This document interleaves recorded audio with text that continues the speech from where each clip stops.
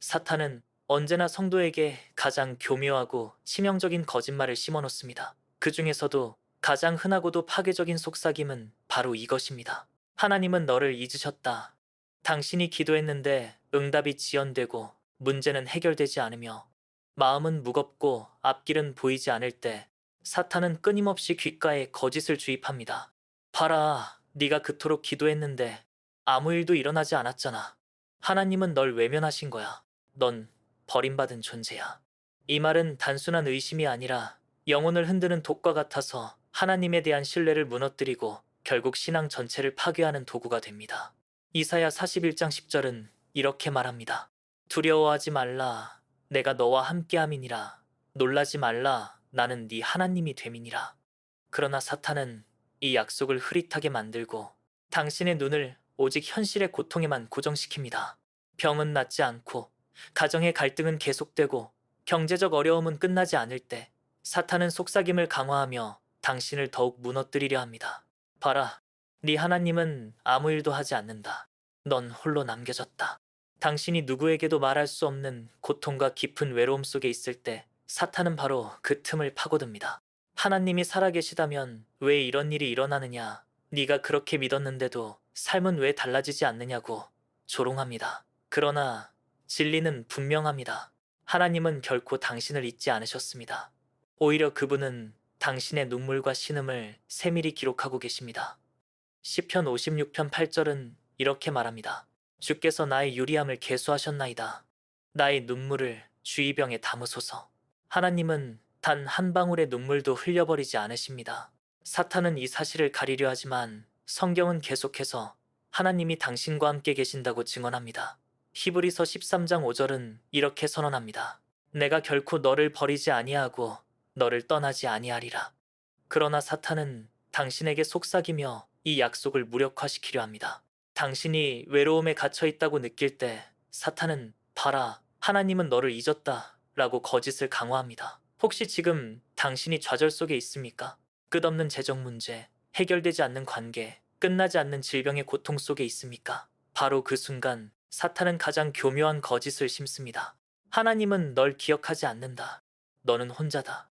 그러나 이사야 49장 15절은 이렇게 말합니다. 여인이 어찌 그 젖먹는 자식을 잊겠으며 자기 태에서 난 아들을 긍휼히 여기지 않겠느냐.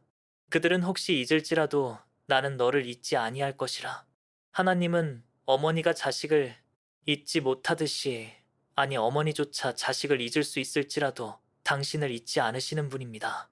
사탄은 현실의 고통을 과장해 보여주며 하나님의 사랑을 가리려 하지만 성경의 약속은 변하지 않습니다. 이 거짓말이 무서운 이유는 단순히 낙심으로 끝나지 않기 때문입니다. 하나님께 버림받았다는 생각은 결국 기도를 포기하게 하고 말씀에 대한 갈급함을 잃게 하며 믿음을 무기력하게 만듭니다. 당신이 기도를 멈추는 순간 사탄은 더 큰 소리로 조롱합니다. 봐라, 네가 기도하지 않아도 아무 일도 일어나지 않잖아. 하나님은 너를 이미 떠났다. 결국 신앙은 껍데기만 남고 영혼은 텅 빈 상태로 마비됩니다. 이것이 바로 사탄이 원하는 결과입니다. 그러나 하나님은 침묵 속에서도 일하십니다. 당신이 보지 못하는 자리에서 길을 준비하시고 당신이 알 수 없는 방식으로 응답을 빚어내십니다. 지금 당신이 무너져 있다고 느껴질 때조차 하나님은 여전히 당신을 붙들고 계십니다. 지금 어둠 속에 있다고 느낄수록 그분은 더 가까이 계십니다. 사탄은 당신을 속여 시선을 빼앗으려 하지만 하나님의 약속은 결코 흔들리지 않습니다. 그러므로 오늘 당신이 반드시 붙들어야 할 진리는 이것입니다. 하나님은 결코 당신을 잊지 않으셨습니다. 이사야 49장 16절은 이렇게 약속합니다. 내가 너를 내 손바닥에 새겼고 너의 성벽이 항상 내 앞에 있나니 당신은 하나님의 손바닥에 새겨진 존재입니다. 사탄은 거짓말로 당신을 흔들려 하지만 그 어떤 속삭임도 이 진리를 무너뜨릴 수 없습니다.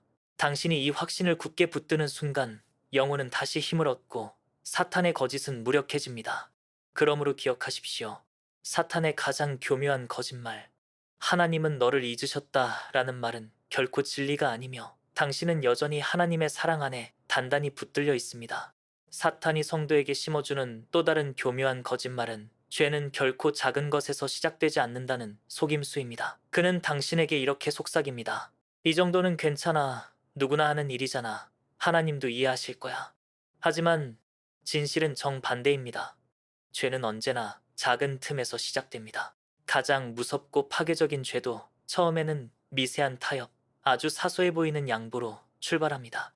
사탄은 당신이 대놓고 큰 죄를 짓도록 유혹하지 않습니다.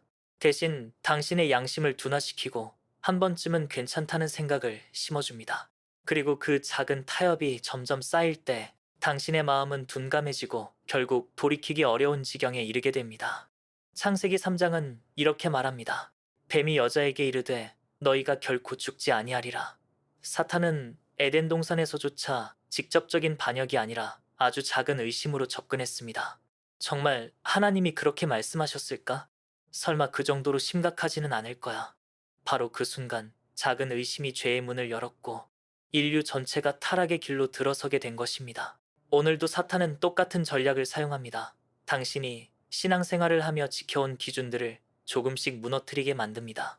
기도를 하루쯤 쉬어도 괜찮다는 생각, 말씀을 한두 번 건너뛰어도 큰일 나지 않는다는 태도, 작은 거짓말 하나쯤은 문제되지 않는다는 자기 합리화. 이것이 바로 사탄이 심는 거짓입니다. 갈라디아서 5장 9절은 이렇게 말합니다. 적은 누룩이 온 덩이에 퍼지느니라. 아주 작은 누룩이 반죽 전체를 부풀리는 것처럼 작은 타협 하나가 당신의 영혼 전체를 오염시킬 수 있습니다. 그런데 사탄은 이를 의도적으로 축소합니다. 작은 거짓말쯤이야, 작은 욕망쯤이야, 작은 불순종쯤이야. 그러나 작은 것이 결코 작은 채로 끝나지 않습니다. 처음에는 양심이 찔리지만 두 번째부터는 점점 무뎌지고 세 번째에는 습관이 되고 결국에는 굴레가 되어 당신을 사로잡습니다. 이것이 바로 사탄의 치밀한 전략입니다. 당신이 기억해야 할 것은 죄의 본질은 크고 자금에 있지 않다는 사실입니다. 죄는 곧 하나님을 거스르는 반역이며 크고 작은 구분 없이 하나님 앞에서는 모두 심각한 문제입니다. 사탄은 이 부분을 흐리게 합니다. 그래서 당신이 죄를 대수롭지 않게 여기도록 만듭니다. 하지만 야고보서 1장 15절은 이렇게 말합니다. 욕심이 잉태한즉 죄를 낳고 죄가 장성한즉 사망을 낳느니라. 죄는 언제나 처음에는 욕심과 작은 타협으로 시작되지만 자라날수록 결국 죽음과 멸망을 가져옵니다. 사탄은 처음부터 사망을 보여주지 않습니다. 오히려 즐거움, 만족, 편리함을 보여주며 작은 타협을 합리화하게 만듭니다. 그러나 그 끝은 언제나 파괴입니다. 당신의 삶 속에서 지금 사탄이 심고 있는 작은 타협은 무엇입니까? 신앙생활에서 점점 무뎌지는 기도? 하나님 말씀을 무시하게 되는 태도? 혹은 반복되는 죄에 대해 스스로 합리화하며 이 정도는 괜찮아라고 말하는 마음입니까? 사탄은 결코 당신에게 직접적으로 하나님을 부인하라고 강요하지 않습니다. 그는 작은 불순종을 허용하게 만듭니다. 하지만 그것이 곧 하나님을 멀리하는 길이 됩니다. 히브리서 3장 13절은 이렇게 말합니다. 오직 오늘이라 일컫는 동안에 매일 피차 권면하여 너희 중에 누구든지 죄의 유혹으로 완고하게 되지 않도록 하라. 사탄은 작은 유혹으로 당신을 완고하게 만들고 점점 더 하나님으로부터 멀어지게 합니다. 오늘 당신에게 던지고 싶은 질문은 이것입니다. 지금 당신이 사탄의 거짓 속삭임을 듣고 있지는 않습니까? 이 정도는 괜찮아. 하나님도 이해하실 거야. 이 거짓말에 넘어가는 순간 죄는 이미 시작된 것입니다. 당신이 타협을 선택하는 순간 영적 문은 열리고 사탄은 그 틈을 통해 들어옵니다. 그러므로 지금 가장 작은 죄라도 단호히 끊어내야 합니다. 작은 불순종이 결국 큰 멸망으로 이어지기 때문입니다. 사탄은 언제나 작은 틈에서 역사합니다. 그러나 하나님의 말씀을 붙드는 자는 흔들리지 않습니다. 시편 119편 11절은 이렇게 말합니다. 내가 주께 범죄하지 아니하려 하여 주의 말씀을 내 마음에 두었나이다. 당신이 말씀을 마음에 새기고 작은 죄라도 거부할 때 사탄은 더 이상 거짓으로 속일 수 없습니다. 그러므로 기억하십시오. 사탄이 심어놓는 거짓말, 죄는 작은 타협에서 시작되지 않는다는 속삭임은 치명적입니다. 죄는 언제나 작은 문으로 들어오고 작은 틈으로 삶을 무너뜨립니다. 그러니 오늘 단호히 결단하십시오. 작은 것이라도 죄라면 죄입니다. 사탄의 거짓에 속아 작은 불순종을 허용하지 말고 하나님의 말씀으로 무장하여 그 문을 닫으십시오. 바로 그것이 당신의 영혼을 지키는 길입니다. 사탄이 성도에게 심어놓는 또 다른 교묘한 거짓말은 바로 세상의 성공이 곧 하나님의 축복이라는 속임수입니다. 당신이 더 많은 돈을 벌고 더 높은 지위에 오르고 더 큰 명예를 얻을 때 그것이 곧 하나님의 축복의 증거라고 믿도록 만드는 것입니다. 사탄은 속삭입니다. 봐라, 네가 잘되고 부자가 되는 것이야말로 하나님이 너와 함께 하신 증거야. 네가 실패하거나 가난하다면 하나님은 널 외면하신 거야. 그러나 성경은 결코 그렇게 말하지 않습니다. 예수님께서 마태복음 16장 26절에서 이렇게 말씀하십니다. 사람이 만일 온 천하를 얻고도 제 목숨을 잃으면 무엇이 유익하리요? 세상의 성공은 일시적일 뿐이며 영혼을 잃는다면 아무런 가치가 없습니다. 하지만 사탄은 이 말씀을 가리고 당신이 눈에 보이는 성취와 물질을 쫓게 만듭니다.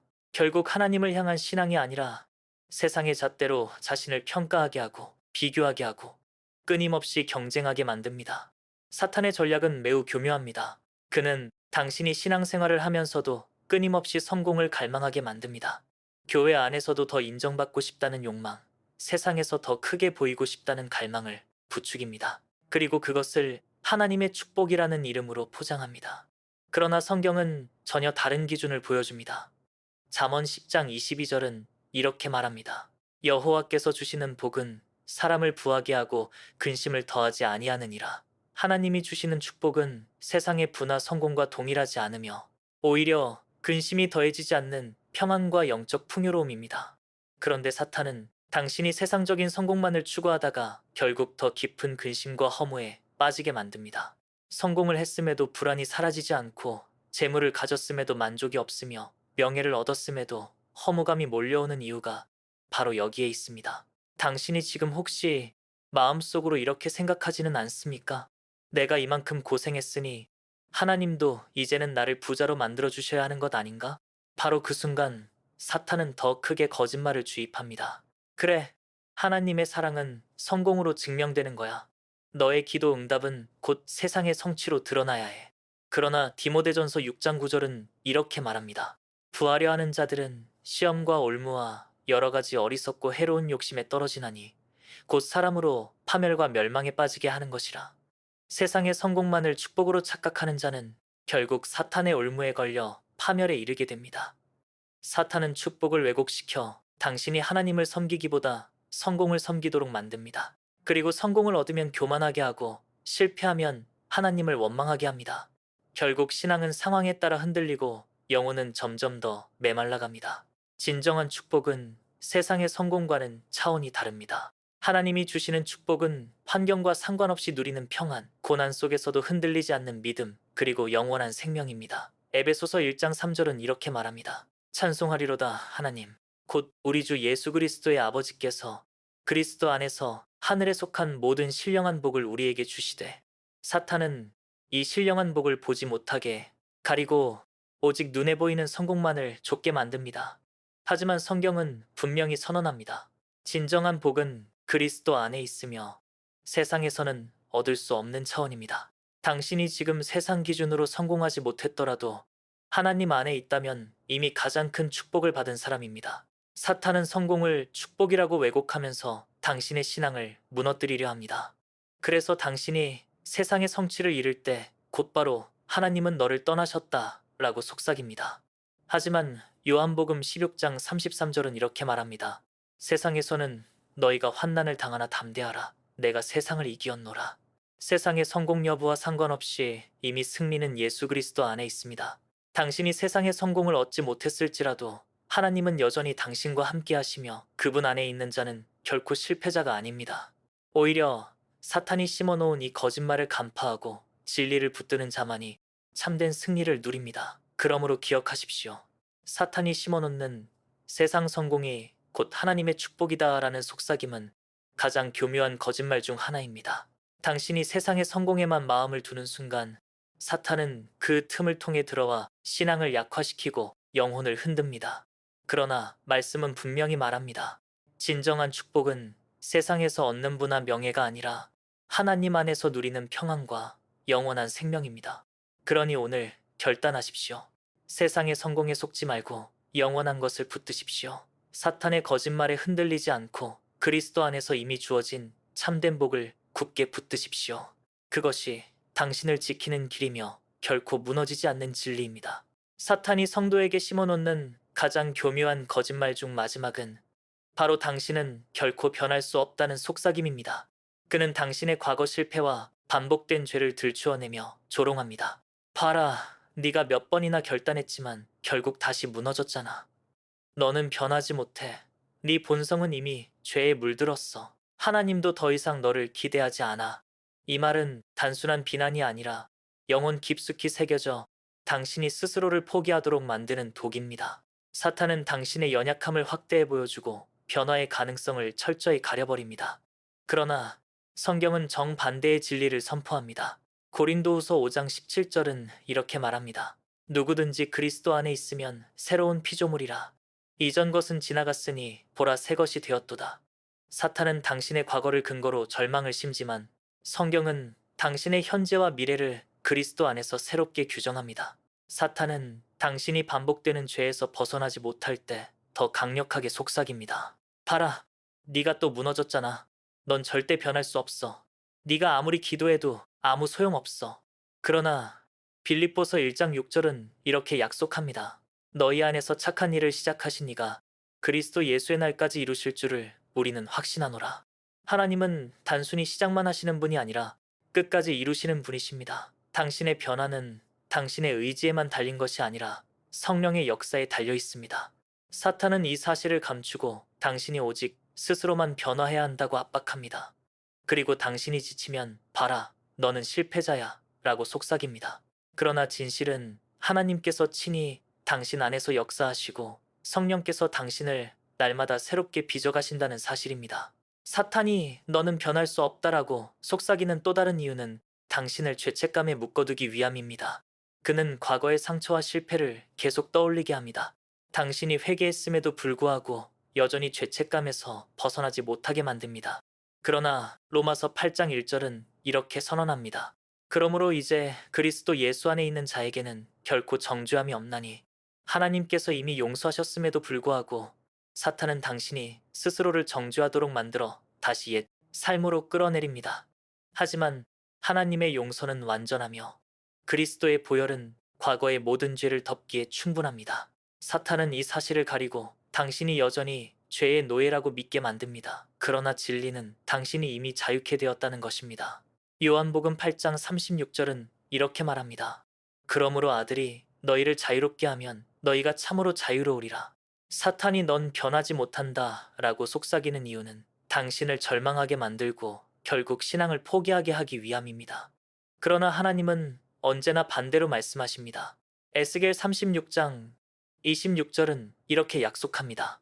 또 새 영을 너희 속에 두고 새 마음을 너희에게 주되 너희 육신에서 굳은 마음을 제거하고 부드러운 마음을 줄 것이며 하나님은 당신 안에 새로운 영과 새로운 마음을 부어주시는 분입니다. 당신이 아무리 완고하고 변화되지 않는 것처럼 보여도 성령께서 역사하시면 돌 같은 마음도 살처럼 부드럽게 변화됩니다. 사탄은 당신이 변화의 가능성을 의심하게 만들지만 하나님의 말씀은 당신 안에 변화를 이미 시작하셨다고 선언합니다. 당신의 삶을 되돌아보십시오. 과거에 결코 끊지 못할 것 같던 죄에서 이미 자유를 경험한 순간이 있지 않았습니까?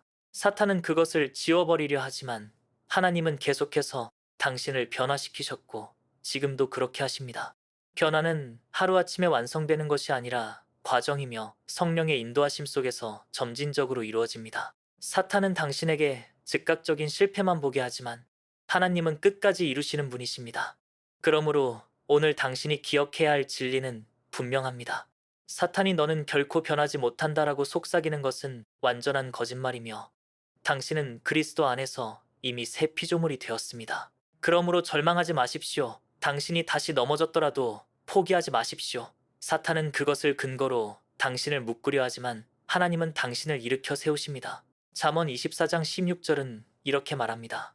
대저 의인은 7번 넘어질지라도 다시 일어나려니와 사탄은 넘어짐에만 집중하게 하지만 하나님은 다시 일어설 힘을 주십니다. 그렇기에 당신은 결코 사탄의 거짓에 속아서는 안 됩니다. 당신은 변할 수 있습니다. 아니, 이미 변하고 있습니다. 성령께서 당신 안에서 역사하시며 하나님께서 시작하신 그 일은 반드시 완성될 것입니다. 이것이 진리이며 사탄의 거짓은 결코 이길 수 없습니다.